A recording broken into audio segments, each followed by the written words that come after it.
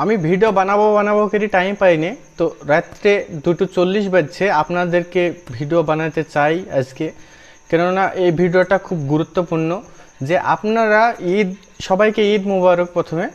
আর আপনারা যা গাড়িতে চড়ে যাবেন খুব সাবধানে চড়ে যাবেন, বাচ্চাদেরকে দিবেন না, হেলমেট পরে যাবেন।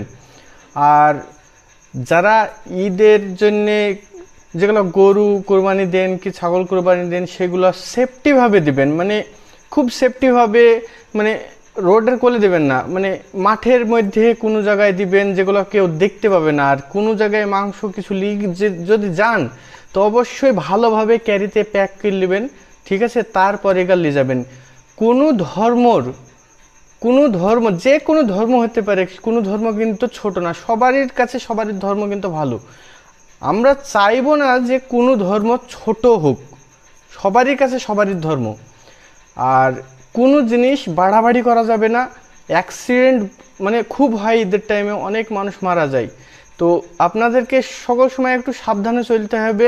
ঈদের দিনে বিশেষ করে কমসে কম 2-3 দিন সাবধানে চলতে হবে। আর যদিও চলেন তো মাথায় কমসে কম, যদি বাইকে চলেন তাহলে হেলমেট অবশ্যই পরা লাগবে আপনাদেরকে।